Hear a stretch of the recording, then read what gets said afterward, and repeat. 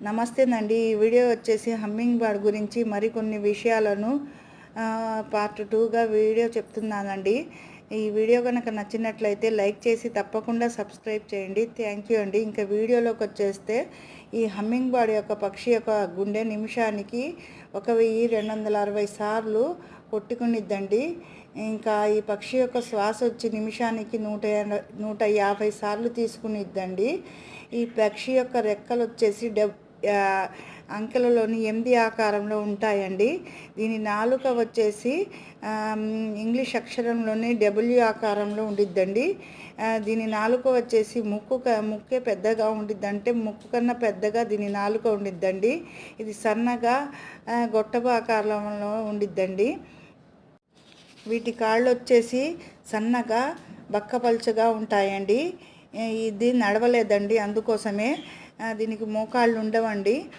సెకనుకు ఇది 200 సార్లు తన రెక్కలను ఆడించగలదండి. ఈ రెక్కలను ఆడించేటప్పుడు దాని పనులను అది సక్రమంగా చేసుకునిద్దండి. ఈ రెక్కల మీద తన సామర్థ్యం ఆధారపడి ఉండిద్దండి, పనులు చేసుకునే సామర్థ్యం. ఇది రంగులను, చాలా ఎక్కువ రంగులను గుర్తించగలదండి.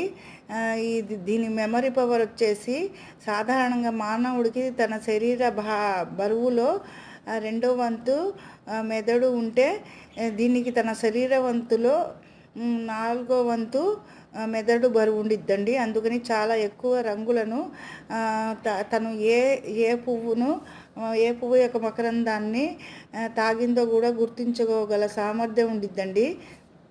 దీనికి ఎరుపు రంగు, ఆరెంజ్ కలర్ అంటే చాలా ఇష్టం అండి. ఇది గంటకు 25 నుంచి 30 మైల్స్ వేగంతో ప్రయాణించగలదండి. ఇది 50 మైల్స్ వరకు పైకి ఎత్తులో ఎగరగలదండి. ఇది సంవత్సరానికి 2 సార్లు 200 మైల్స్ వరకు వెళ్ళి రాగలదండి.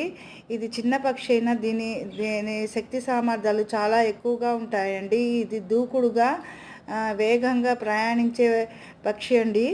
ఇది పడుకునే విధానం కూడా కొన్ని పక్షులు, హమ్మింగ్ బర్డ్లు చెట్ల కొమ్మలకు వేలాడి పడుకుంటాయండి. ఇది గంటకు 10 సార్లు తినేటప్పుడు అది 30 నుంచి 40 సెకండ్లు